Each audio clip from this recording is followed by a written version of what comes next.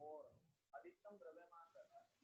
परमाणु का अधिकतम द्रव्यमान कहाँ रहता है? नाभिक में। पूरा नहीं रहता है पूरा, इसलिए क्योंकि इलेक्ट्रॉन भी होते हैं कि नहीं होते हैं, इलेक्ट्रॉन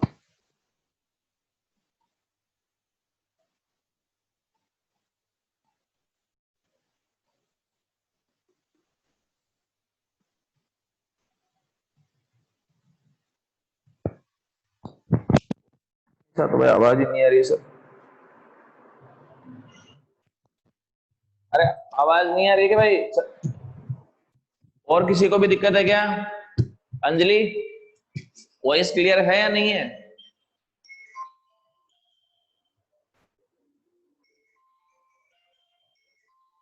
अब आ रही है? अच्छा, हाँ जी भाई। तो पहले नहीं आ रही थी, अब आ रही है ना? चलो आगे बढ़ते हैं। तो सबसे पहले एक बार मैं दोबारा बता देता हूं, परमाणु का केंद्रीय भाग जो है उसे नाभिक कहा जाता है, या अपन यूं कहें कि जहां पर संपूर्ण धनावेश केंद्रित रहता है उसे नाभिक कहा जाता है।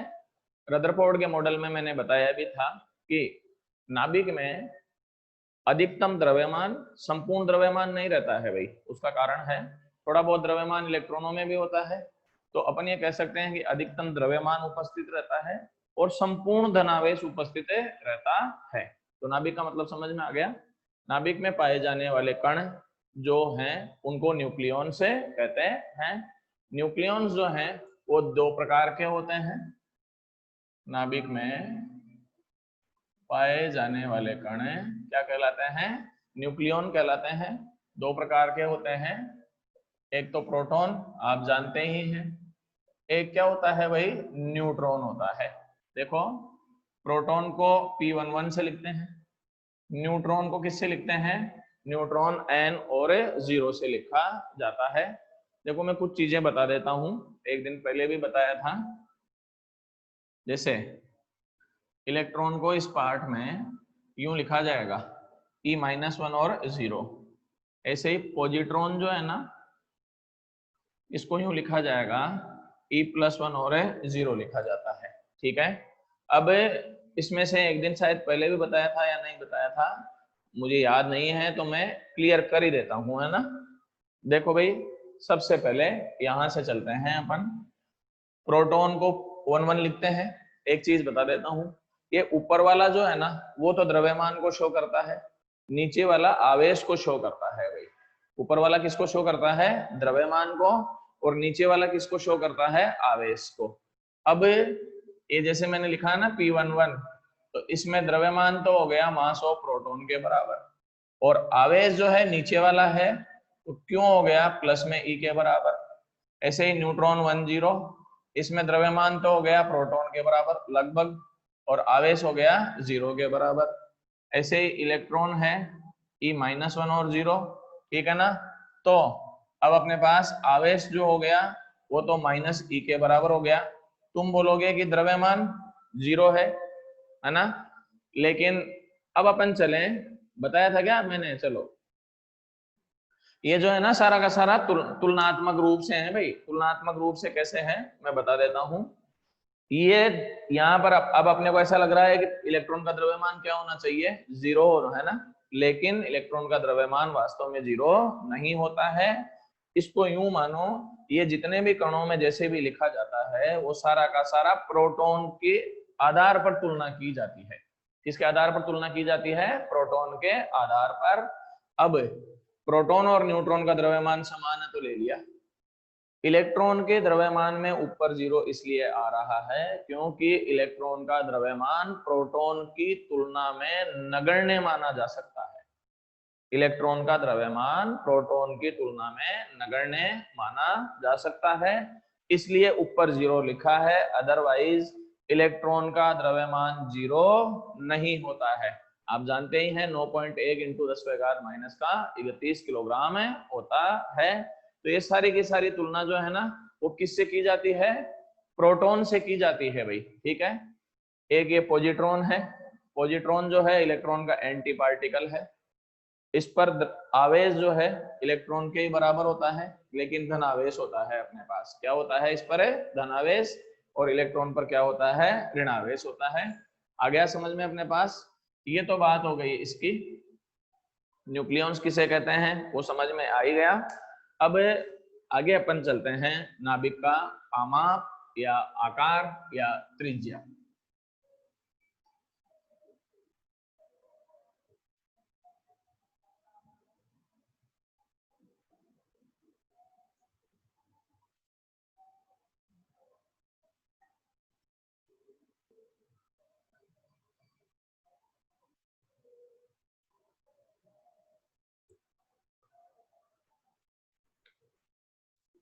नाभिक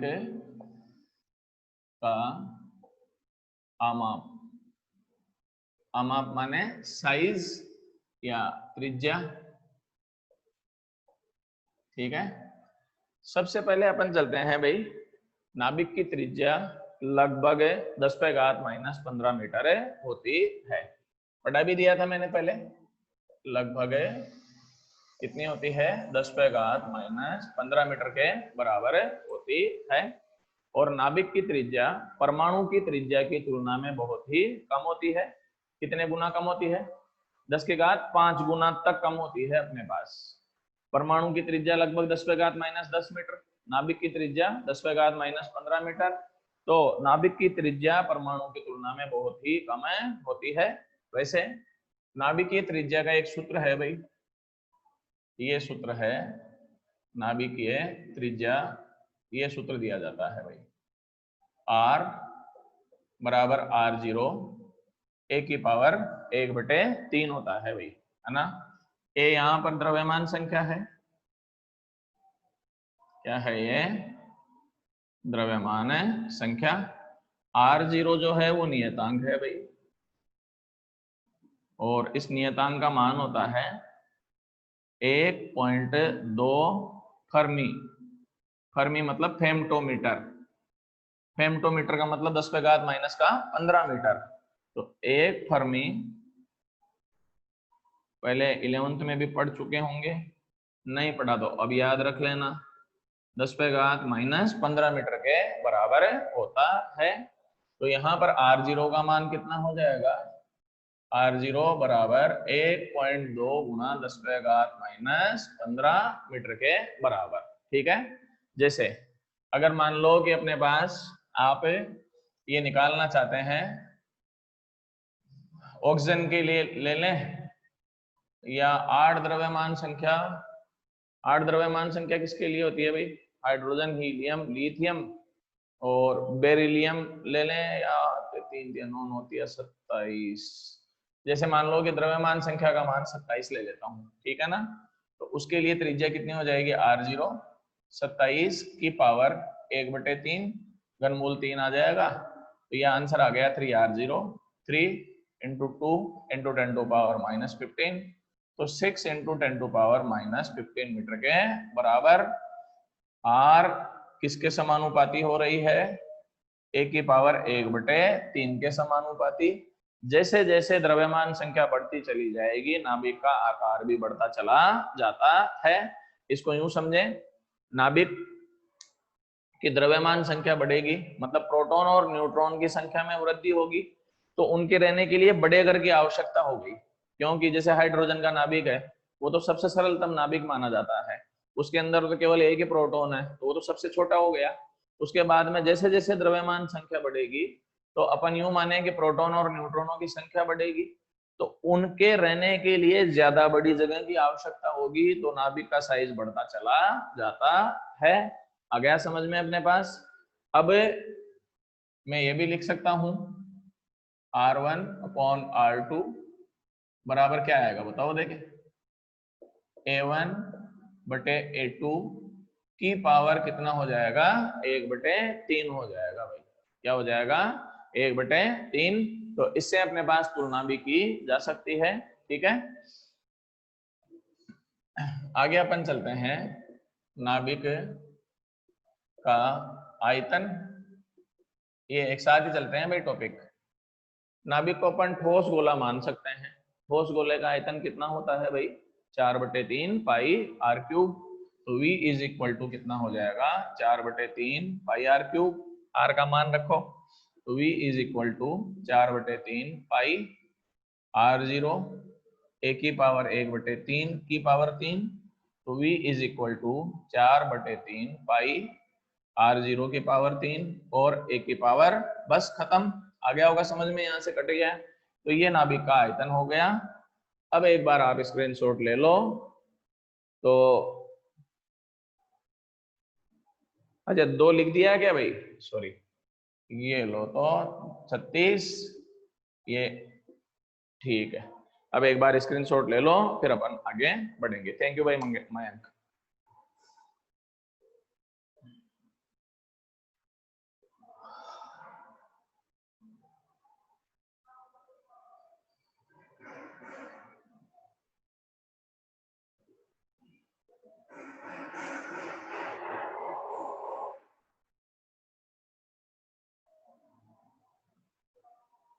चलो जी भाई,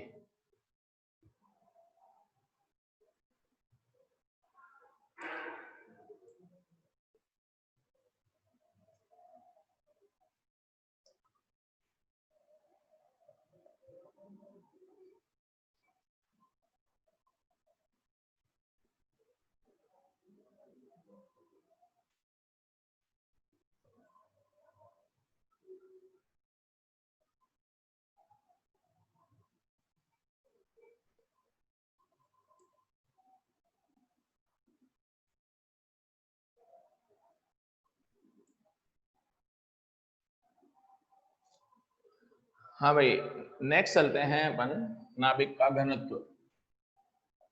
नाभिकीय घनत्व D। अब D का सूत्र अपन जानते ही हैं, m/v। तो द्रव्यमान बटे आयतन। आयतन तो ध्यान है, अब नाभिक का द्रव्यमान निकालना है। m क्या है यहाँ पर? है नाभिक का द्रव्यमान। नाभिक में क्या क्या पाए जाते हैं? प्रोटॉन और न्यूट्रॉन पाए जाते हैं। अब देखो, सबसे पहले यहां से चल लेते हैं, मैं एक उदाहरण बता देता हूं। जैसे सोडियम है 11 और 23 है, इसके नाभिक में क्या क्या पाए जाएंगे ये बताओ? 11 तो प्रोटॉन है और 12 न्यूट्रॉन है, ठीक है ना? तो इसके नाभिक में कितना द्रव्यमान होगा? 11 प्रोटॉनों का द्रव्यमान, ठीक है, और क्या लिखेंगे? 12 मास ऑफ न्यूट्रॉनों का द्रव्यमान।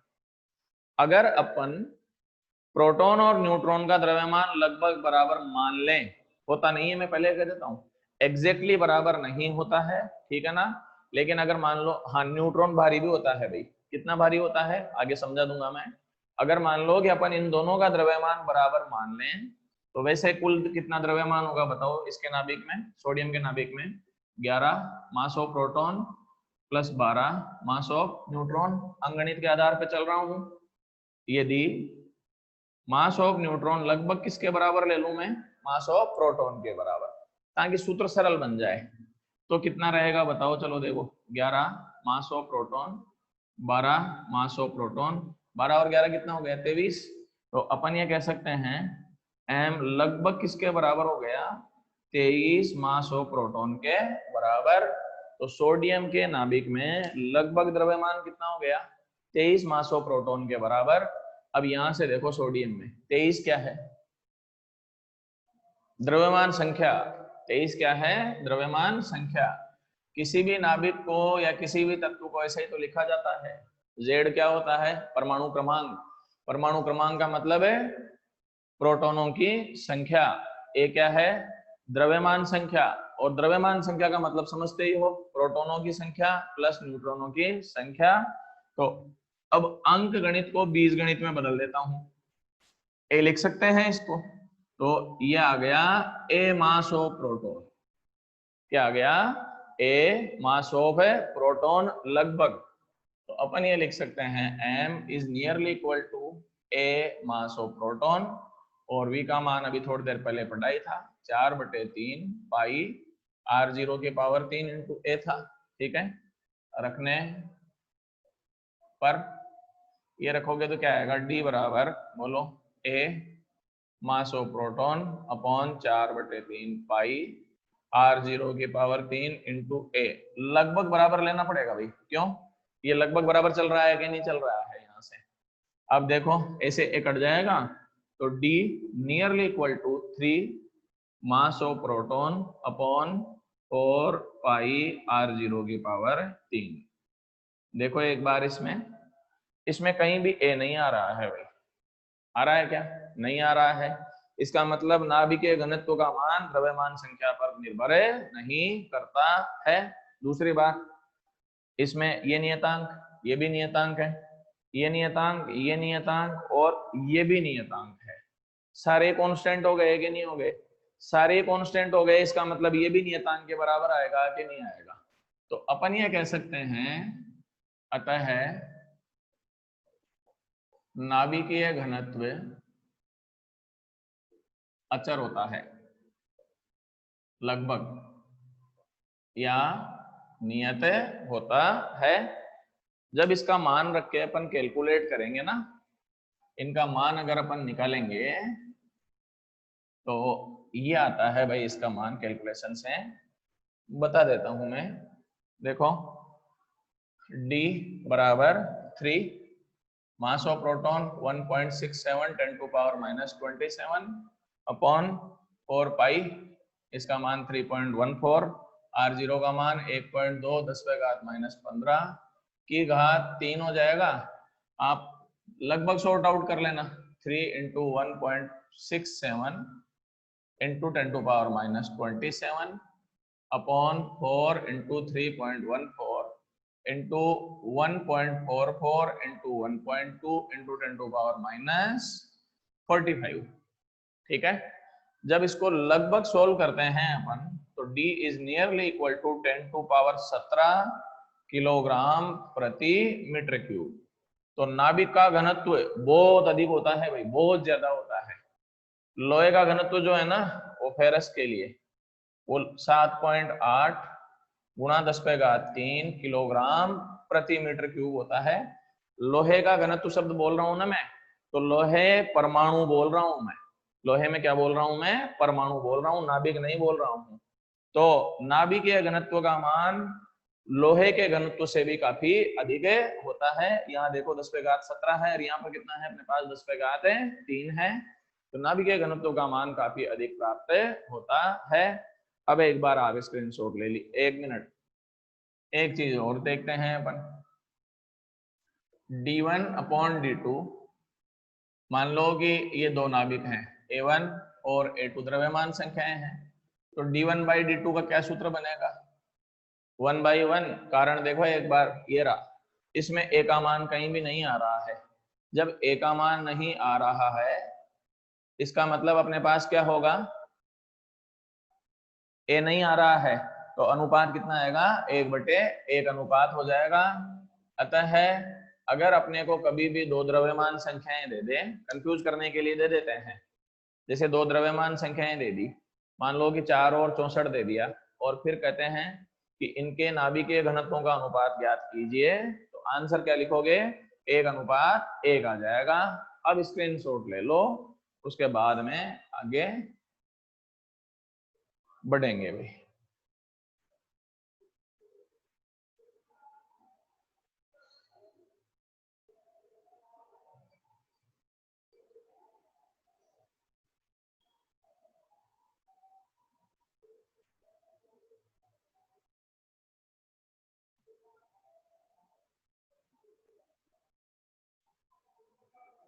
चलो जी भाई,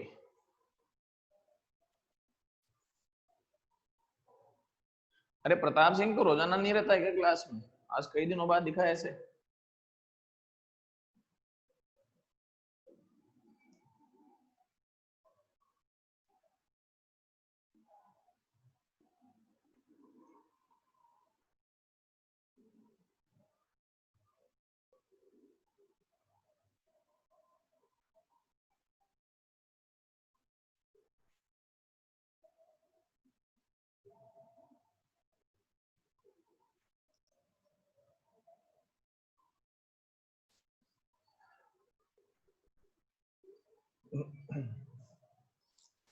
ये बात हो गई नाभिकीय घनत्व की। अब अपन चलते हैं भाई neutron, N1 and A0।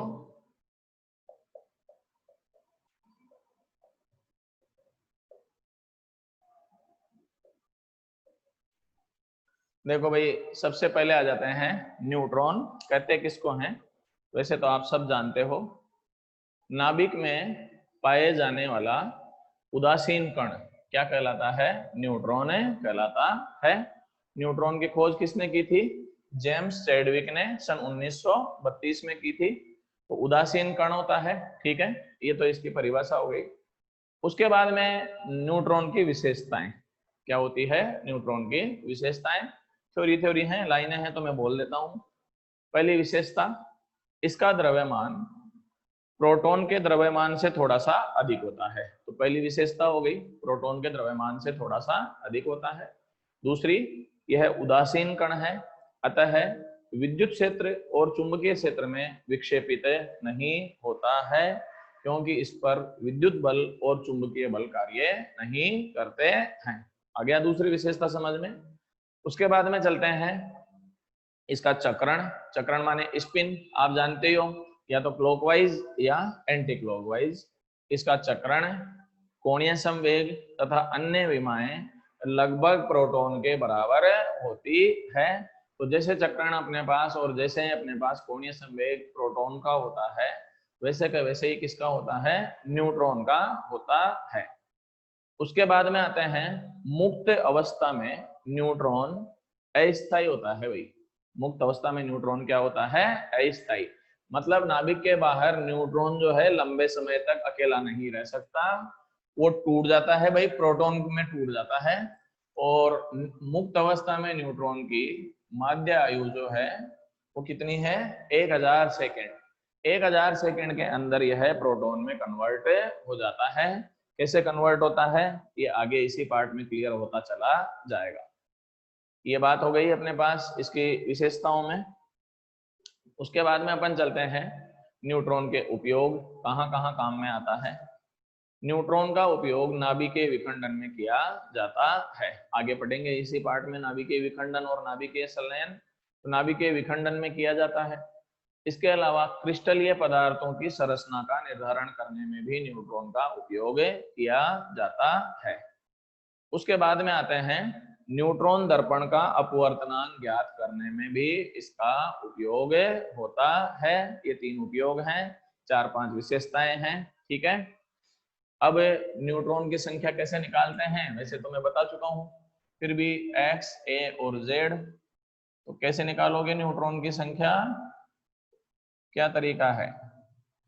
n बराबर a माइनस जेड, इसमें से ये घटा दो, किसकी संख्या आ जाती है अपने पास? न्यूट्रॉन की संख्या प्राप्त हो जाती है। क्लियर? अब आगे अपन चलते हैं समस्थानिक। देखो भाई, इनमें से कुछ टॉपिक जो है ना अपने पास, वो आपने केमिस्ट्री में भी पढ़ रखे हैं, है ना।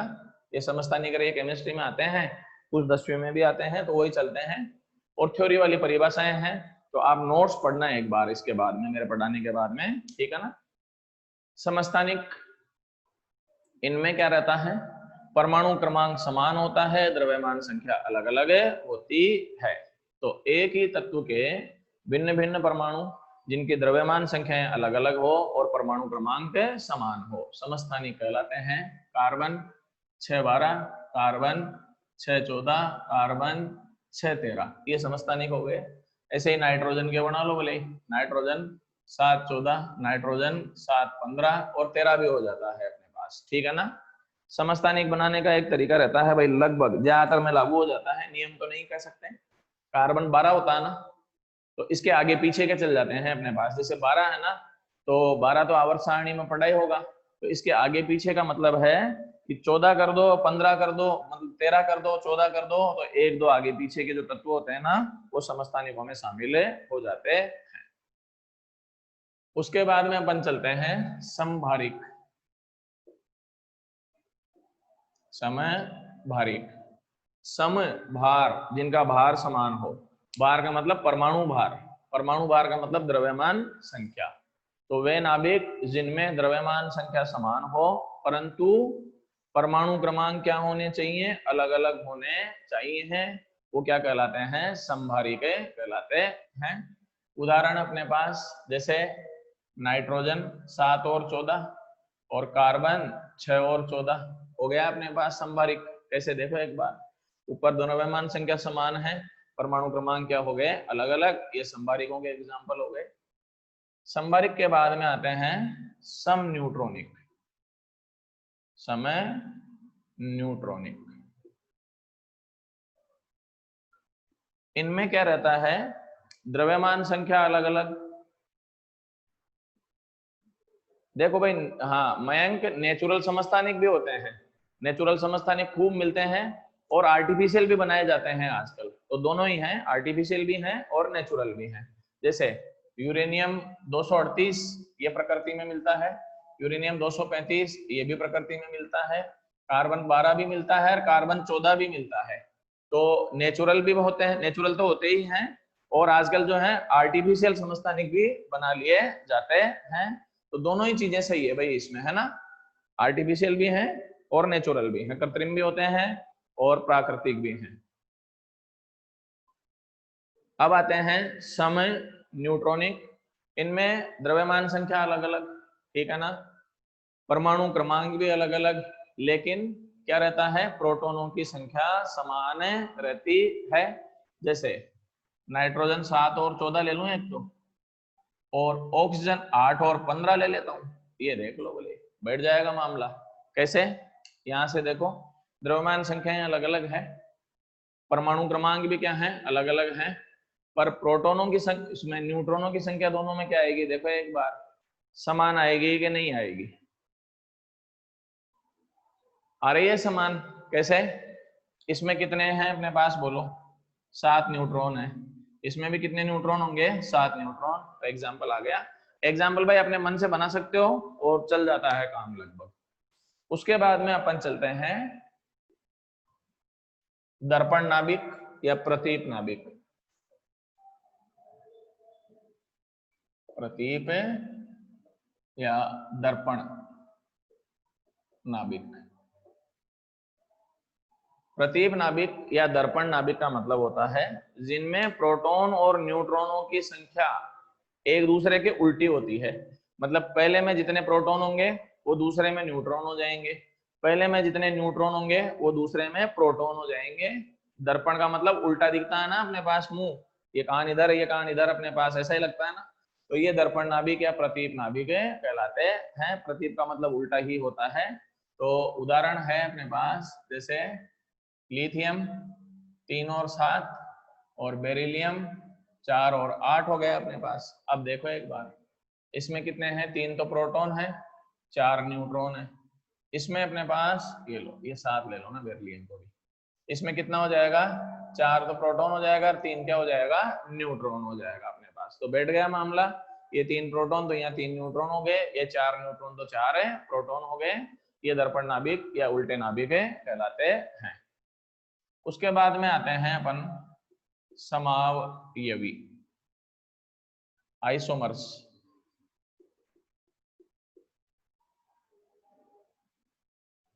देखो भाई, समावयवी नाम से स्पष्ट है, जिनमें अवयवों की संख्या क्या होगी, समान, इनमें द्रव्यमान संख्या भी समान, परमाणु क्रमांक भी समान। जब सभी समान तो फिर अंतर किसका होता है, इनमें द्रव्यमान संख्या और परमाणु क्रमांक समान होते हैं परंतु उत्तेजित अवस्था और मूल अवस्था का अंतर होता है।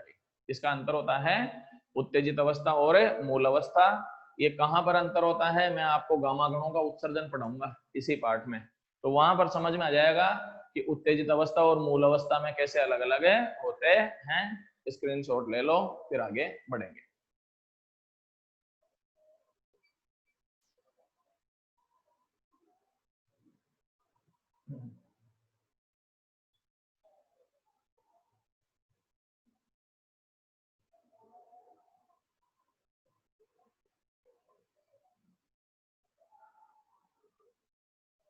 चलो जी भाई,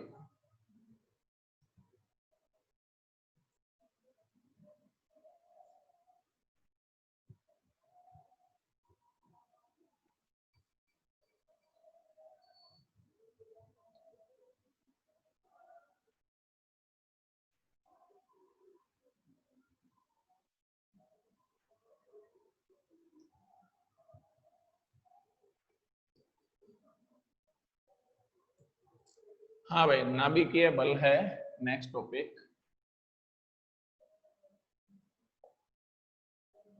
परिभाषा है, नाभिक में उपस्थित न्यूक्लियनों के मध्य आपस में लगने वाला आकर्षण बल नाभिकीय बल कहलाता है।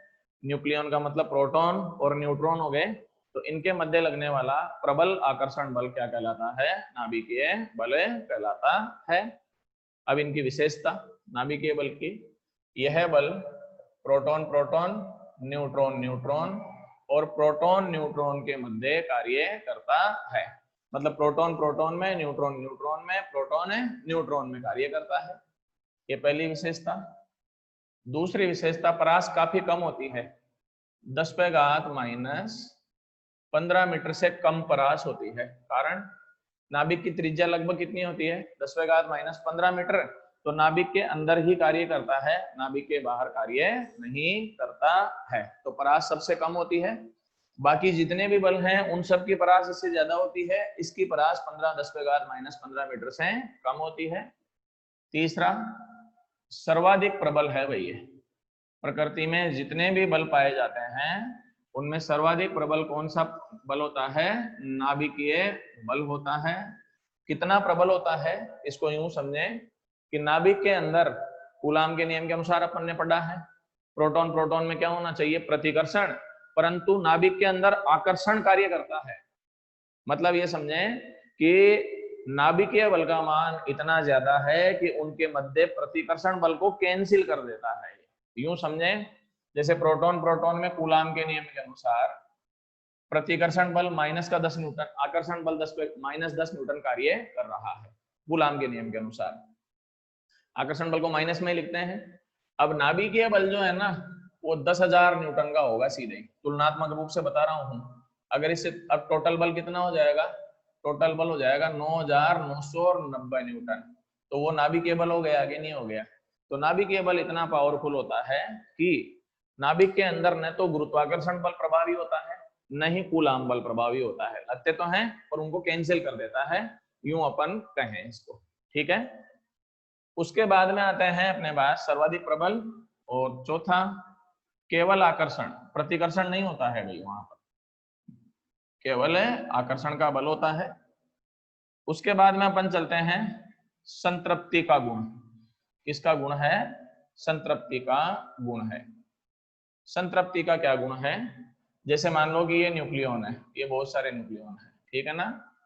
तो होता यह है कि नाभिक के अंदर जैसे मान लो ये न्यूक्लियन है, तो इस पर नाभिकीय बल जो है ना सभी न्यूक्लियों के कारण नहीं लगेगा, इस पर केवल इसके आसपास वालों के कारण ही नाभिकीय बल कार्य करता है, सभी के कारण नाभिकीय बल कार्य नहीं करता है।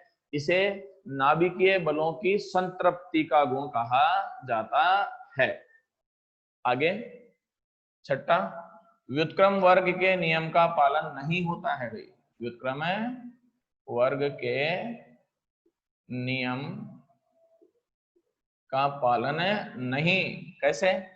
जैसे गुरुत्वाकर्षण में होता है 1/r², कूलाम में भी चलता है 1/r² चलता है, परंतु नाभिकीय बल में व्युत्क्रम वर्ग के नियम का पालन नहीं होता है। आगे आगे समझ में अपने पास। उसके बाद में अपन चलते हैं, अब तुम्हारे दिमाग में समझ में नहीं आ रहा है कि प्रोटॉन प्रोटॉन में आकर्षण कैसे होगा, प्रतिकर्षण होना चाहिए। इसको अपने पास है फिजिक्स में बॉन डॉग मॉडल से समझा जाता है, कुत्ता हड्डी मॉडल से कहा जाता है अपने पास, ठीक है ना। अब ये बॉन डॉग प्रॉब्लम क्या है वो यूं समझा देता हूं। ये दो कुत्ते हैं, ठीक है ना। अब ये एक दूसरा कुत्ता है, ये दूसरा कुत्ता हो गया। इन दोनों कुत्तों ने क्या कर रखा है? एक हड्डी को पकड़ रखा है। हड्डी को पकड़ रखा है तो आप ये जानते हैं कि आपस में दोनों कुत्ते पसंद नहीं करते हैं, तो कूलाम के नियम के अनुसार प्रतिकर्षण हो गया कि नहीं हो गया? लेकिन न तो ये कुत्ता छोड़ेगा इस हड्डी को और न इसको छोड़ेगा, तो इनकी स्थिति क्या हो गई? दोनों एक दूसरे से बंधे हुए भी रह गए कि नहीं रह गए? तो ये बॉन डॉग मॉडल है, कुत्ता हड्डी अपने पास मॉडल कहलाता है। दो कुत्तों के बीच में एक हड्डी मानी जा सकती है जिसको दोनों पकड़े हुए हैं, जबकि दोनों ही एक दूसरे को पसंद नहीं करते हैं, दोनों एक दूसरे के खिलाफ हैं, फिर भी वो जुड़े हुए रहते हैं, मतलब आकर्षण बल से बंधे रहते हैं।